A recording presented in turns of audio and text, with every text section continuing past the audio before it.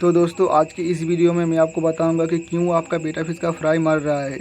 तो आप वीडियो को शुरू से लेकर एंड तक देखिए। मैं पहले ही बता रहा हूं, जो लोगों को सीरियसली बेटा फिश का फ्राई बचाना है तो इस वीडियो को शुरू से लेकर एंड तक देखिए, क्योंकि ये वीडियो थोड़ा सा लंबा होने वाला है, मगर पूरा आपका जो डाउट है वो क्लियर कर दूँगा। पूरा मेरा 8 साल का जो एक्सपीरियंस है उससे मैं आपको इस वीडियो में बताऊँगा कि किस तरह से आप बेटा फिश का फ्राई को बचा सकते हो। और वीडियो के लास्ट में आपके लिए एक अनाउंसमेंट है, जो फार्मिंग करना चाहते हैं तो वीडियो को लाइक कर देना। 100 लाइक का टारगेट है दोस्तों, हर एक वीडियो में 100 लाइक का टारगेट कंप्लीट करवाने के लिए बहुत बहुत शुक्रिया। तो चलिए दोस्तों वीडियो को शुरू करते हैं।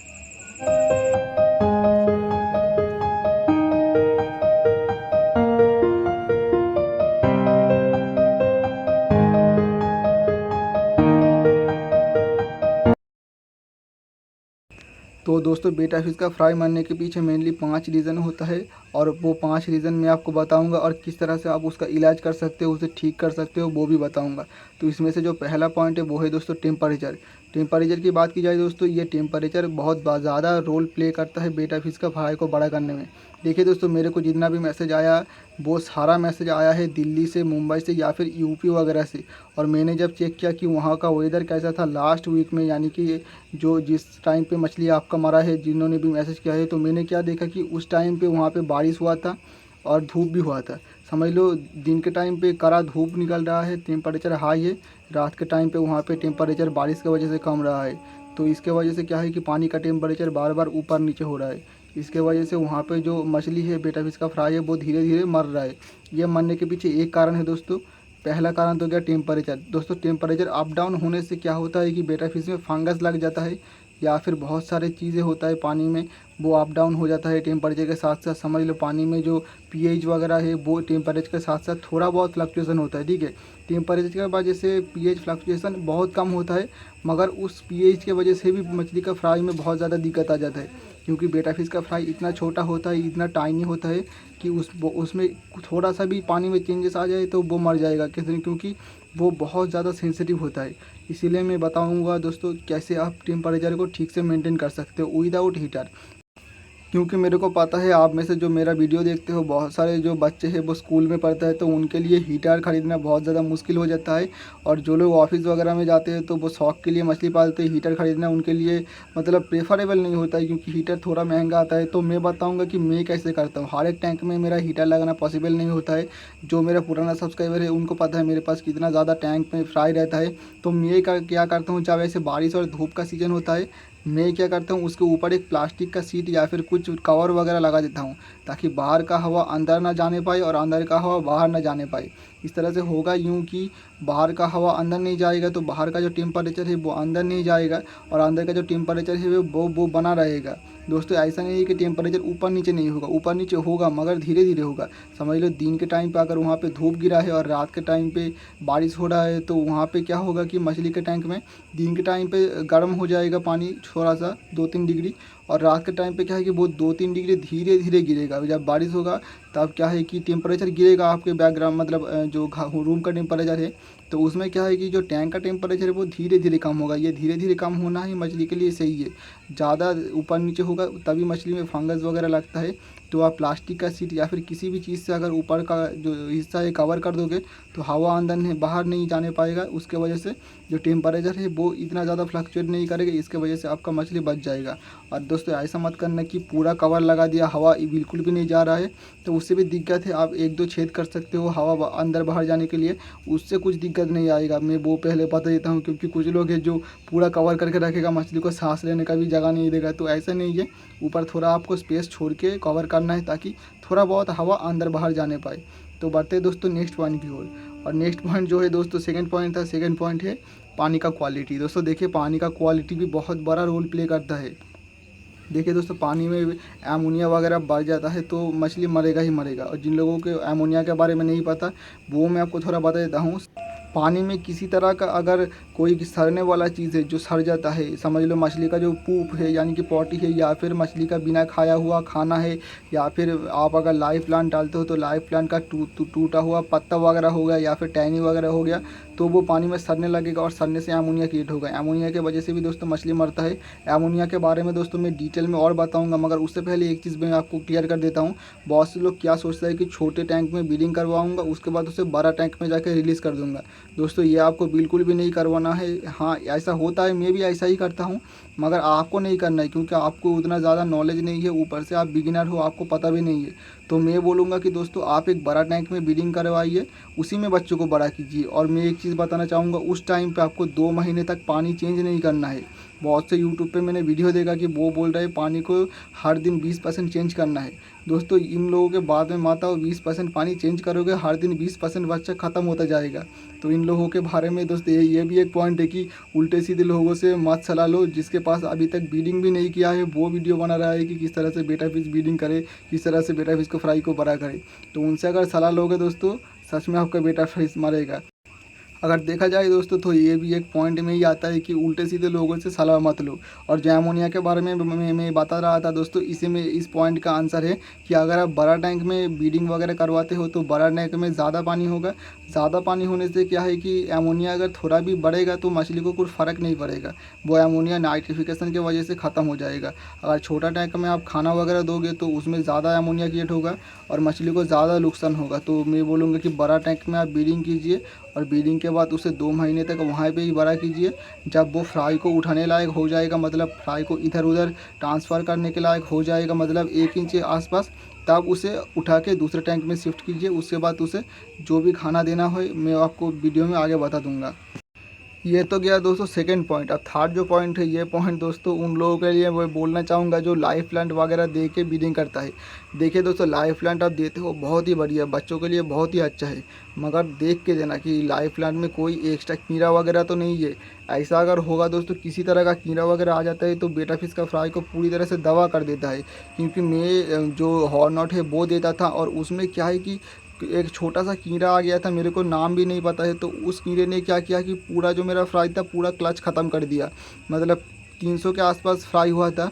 मैं उसको एग योग देता था, आपको पता है, उसके बारे में भी मैं वीडियो में आगे बताऊंगा। तो एग योग की वजह से क्या हुआ, उसका जो मतलब कीड़ा है वो धीरे धीरे तादाद उसका बढ़ता गया और उसके तादाद बढ़ने से कारण कि मेरा जो फ्राई है वो पूरा मर गया है।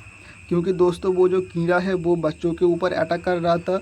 तो मैंने सोचा कि आपको ये भी बता दूं कि कोई तरह का कीड़ा वगैरह टैंक में आता है तो आपको अवॉइड करना ही है दोस्तों। लाइफ प्लांट अगर देते भी हो तो आपको अच्छे से उसे धो के साफ़ करके देख के देना है कि उसमें किसी भी तरह का कीड़ा वगैरह नहीं है, तभी आपको देना चाहिए। और दोस्तों कभी कभार होता है बहुत से दोस्तों को अगर बाहर वो ब्रीडिंग करवाता है घर के बाहर, तो उसमें क्या है कि मॉस्किटो लार्वा बन जाता है। अब दोस्तों मॉस्किटो लार्वा भी बहुत ज़्यादा मतलब नुकसान पहुंचाता है फ्राई को। मैं वीडियो में आपको दिखा रहा हूँ, देखिए मॉस्किटो लार्वा किस तरह से एक बेटा फिश के फ्राई को पकड़ के खा रहा है। तो मॉस्किटो लार्वा अगर आपके टैंक में होता है दोस्तों, मॉस्किटो लार्वा तो ज़्यादा नुकसान नहीं पहुँचाएगा मगर 1-2 फ्राई को खा जरूर सकता है। और अगर ज़्यादा मॉस्किटो लार्वा हो गया है दोस्तों तो आपका फ्राई पूरी तरह से दबा हो जाएगा। तो आपको ये भी ध्यान रखना है, ऊपर से एक नेट वगैरह कवर करके रखना है। और अगर आपके वहाँ पे बारिश धूप ऐसा हो रहा है तो मैंने पहले ही बोला एक प्लास्टिक का शीट वगैरह दे देना है। मतलब ऊपर आपको कुछ ना कुछ कवर देना ही है, ब्रीडिंग के टाइम पे तो आपको देना ही है ताकि मेल को डर ना लगे, ताकि वो अंडे वगैरह ना खाए डर के वजह से। और ब्रीडिंग के बाद जब आप फ्राई को बड़ा करोगे तब आपको एक प्लास्टिक का शीट भी देना है या फिर एक नेट यूज़ कर सकते हो कीड़े वगैरह से बचाने के लिए। तो ये सब आपको चाहिए ही दोस्तों, बेटा फिश का फ्राई बड़ा करना कोई बच्चों का खेल नहीं है। तो ये तो गया दोस्तों तीसरा पॉइंट। अब चौथा जो पॉइंट है वो है न्यूट्रिएंट्स। अब दोस्तों न्यूट्रिएंट्स की बात मैं कर रहा हूँ, खाने की न्यूट्रिएंट्स नहीं, एग की न्यूट्रिएंट्स बोल रहा हूँ। एग यानी कि फीमेल के पेट से जो एग निकला है जिससे बच्चा बना है उसके न्यूट्रिएंट्स की बात कर रहा हूँ। बहुत से टाइम दोस्तों ऐसा होता है कि फीमेल ब्रीडिंग के लिए रेडी नहीं होता है मगर उसका पेट जो है वो फूल चुका होता है अंडों के वजह से और आप उसे ब्रीडिंग पे बैठा देते हो। अब दोस्तों मेन बात आती है यहाँ पर, आप लोगों में से बहुत सारे लोग जो है वो ड्राई फूड वगैरह खिलाता है, यानी कि पैलेट फूड खिलाता है। तो पैलेट फूड खिला के दोस्तों ब्रीडिंग करवाना पूरी तरह से बेवकूफ़ी वाला काम है। ब्रीडिंग हो जाएगा दोस्तों, ब्रीडिंग होना कोई बड़ी बात नहीं है, मैंने पहले भी बोला है। मेल अच्छे से बच्चों को ब्रीड मतलब हैच करवा देता है अंडों को, मगर जो बच्चे निकलेगा मेल को आप जब उठा लोगे असली खेल तब शुरू होगा। अगर उस एग में अच्छे से न्यूट्रिएंट्स नहीं जाएगा, मतलब फीमेल को अगर अच्छे से खाना वगैरह नहीं मिला है, समझ लो फीमेल को लाइव फूड नहीं मिला है, उसके वजह से एग में प्रोटीन वगैरह कमी था, तो बच्चा तो निकल गया है, मतलब उसके शरीर में भी प्रोटीन का कमी होगा। और प्रोटीन का कमी अगर उसमें होगा तो दोस्तों वो फ्राई धीरे धीरे मरने लगेगा। ऐसा नहीं है दोस्तों, जब मेल उसका केयर करेगा तब तक वो फ्राई ठीक रहेगा। उसके बाद जब आपको मेल को निकाल लोगे 2-3 दिन के बाद, उसके बाद क्या है कि वो फ्राई फ्री स्विमर हो जाएगा। फ्री स्विमर होने के बाद उसे खाना लगेगा, और तब अगर आप उसे अच्छे से खाना वगैरह नहीं दोगे तो उसके शरीर में प्रोटीन पहले से था नहीं, और आप उसे खाना ठीक से दे नहीं रहे हो, तो उसके वजह से भी फ्राई मरता है। तो ये अवॉइड करने के लिए दोस्तों फीमेल को आपको अच्छे से खिलाना है, उसके बाद ही ब्रीडिंग पे बैठाना है। मिनिमम आपको 1 महीने पहले से खिलाना है, अगर पूरी तरह से आपको ये चीज़ अवॉइड करना है तो। क्योंकि बहुत सारे लोगों का जल्दबाजी होता है, तो जल्दी का काम शैतान का। दोस्तों आप लोग जल्दबाजी मत करो, आप शैतान नहीं हो, आप मेरे दोस्त हो, मेरे भाई हो। तो इसलिए मैं आपको बोल रहा हूँ फीमेल को मिनिमम आपको 1 महीने तक खिलाना है। अगर 1 महीना आपको ज़्यादा लग रहा है तो दोस्तों मिनिमम 1 हफ्ते तक उसे खिलाओ, उसके बाद ही ब्रीडिंग पे बैठाओ। अब लाइव फूड क्या कुछ दे सकते हो उसके बारे में मैंने चैनल पर वीडियो ऑलरेडी डाला है। ट्यूफेक्स वार्म, ब्लड वार्म या फिर डाफनिया दे सकते हो। और अगर ये सब आपके पास अवेलेबल नहीं है तो आप श्रिम्प दे सकते हो, या फिर चिकन को भी काट काट के दे सकते हो। तो इसमें आपका ही फ़ायदा है दोस्तों, आपको अच्छे से खाना मछली को मिलेगा, तो मछली भी अच्छे से अंडा देगा, और उस अंडों में से जो बच्चे निकलेगा वो भी हट्टा कट्टा निकलेगा। और हट्टा कट्टा बच्चा निकलेगा तो वो फ्राई वो मरेगा नहीं, और मरेगा नहीं तो आपका बिज़नेस जो है वो धीरे धीरे बढ़ता जाएगा, अगर आप बिज़नेस करना चाहते हो तो। अब दोस्तों जो चौथा पॉइंट है, वो गलती बहुत सारे लोगों ने किया है और करता भी है, बहुत सारे बड़े बड़े फार्मर भी करता है, तो वो गलती है इंटरब्रीडिंग। अब दोस्तों इंटरब्रीडिंग क्या चीज़ है मैं आपको पहले अच्छे से समझा देता हूँ।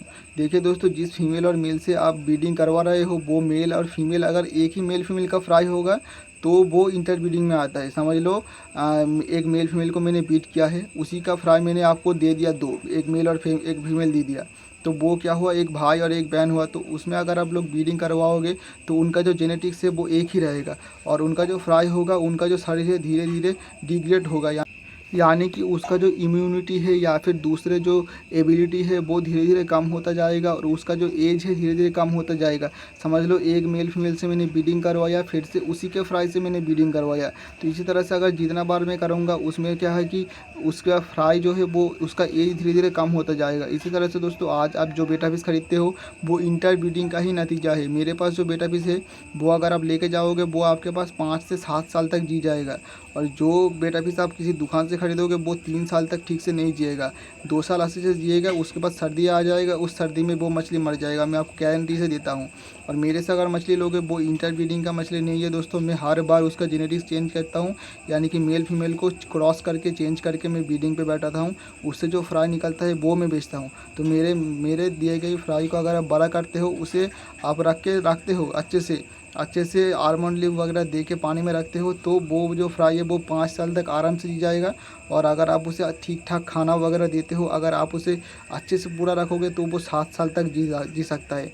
तो यही है दोस्तों, और मैं ये पॉइंट आपको बताने के पीछे मेन कारण था यही कि बहुत बार ऐसा होता है कि बहुत ज़्यादा इंटरब्रीडिंग हो जाता है। तो बहुत ज़्यादा इंटरब्रीडिंग होने से क्या है, मछली का फ्राई निकलते ही मर जाता है। समझ लो मछली ने अंडा दिया, उसके बाद मेल उस अंडों को फर्टिलाइज़ भी कर दिया, मतलब हैच करवा दिया, उसके बाद फ्राई जो है वो फी स्विमर भी हो गया, मगर खाना खाते वक्त ही उसका मौत हो जाता है, क्योंकि उसके पेट में जो ट्यूब वगैरह है, जो खाने की नली वगैरह है वो ठीक से नहीं बनता है। यही दोस्तों इंटरब्रीडिंग का नतीजा होता है। इसीलिए मैं हमेशा बोलता हूँ अगर आप ब्रीडिंग करवा रहे हो किसी मेल फीमेल का, तो कोशिश करना उसी के फ्राई में से फिर से ब्रीड ना लेने की। अगर आप ब्रीड लेना चाहते ही हो तो बाहर से मेल ख़रीद के लाओ, उसके बाद उसके फ्राई के जो फीमेल है उसके साथ ब्रीडिंग करवाओ, या फिर बाहर से फीमेल ख़रीद के लाओ, उसका जो मेल निकला है उस मेल्स के साथ ब्रीडिंग करवाओ।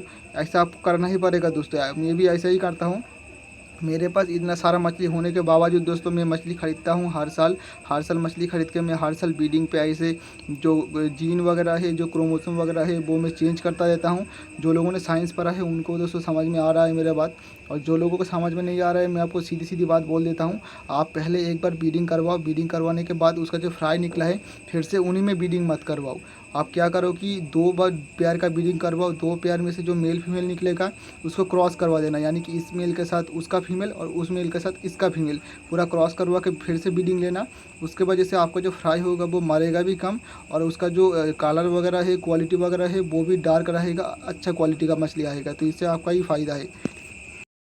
और दोस्तों जो पांचवा और लास्ट पॉइंट है वो मेन पॉइंट में ही आता है, वो है फूड। अब दोस्तों फूड के बारे में मैं ऑलरेडी एक वीडियो बना दिया है कि एग योग दे सकते हो, एग योग कैसे देना है उसके बारे में मैंने ऑलरेडी एक वीडियो बना दिया है, डिस्क्रिप्शन में उसका लिंक मैं दे दिया हूँ, तो वो जाके आप लोग देख सकते हो। अब ये एग योग देने का एक माइनस पॉइंट भी है दोस्तों। एग योग अगर आप बिगिनर हो तो ना ही दो तो ही बेहतर है। मैं एग योग से ही बड़ा करता हूँ, मगर मैं आपको रिकमेंड नहीं करूँगा दोस्तों एग योग देने में, क्योंकि एग योग से पानी में एमोनिया वगैरह क्रिएट होता है, और एमोनिया के बारे में मैंने ऑलरेडी वीडियो में बता दिया कि एमोनिया वगैरह पानी में ज़्यादा होगा तो मछली मरेगा। तो आप क्या खाना दोगे दोस्तों? आपको देना है ब्राइन श्रिम्प। अब ब्राइन श्रिम्प क्या है वो सब कुछ मैं आपको बता दूंगा एक डिटेल वीडियो बना के, मगर इस वीडियो में मैं आपको थोड़ा सा बता देता हूँ कि ब्राइन श्रिम्प एक तरह का कीड़ा होता है। कीड़ा यानी कि जो हमारा झींगा है उसी तरह का एक कैटेगरी का कीड़ा है। उसका जो अंडा है वो साइंटिस्ट द्वारा साइंटिफिक तरीके से सुखाया जाता है, उसके बाद उसका कैप्सूल वगैरह बनाया जाता है, उसके बाद उसे बॉटल वगैरह में बेचा जाता है दोस्तों। बॉटल भी आता है, कैप्सूल भी आता है। तो आपको करना क्या है दोस्तों, एक 2 लीटर के बॉटल में आपको दो चम्मच आपको नमक डालना है। नमक डाल के उसे अच्छे से मिलाना है बॉटल में।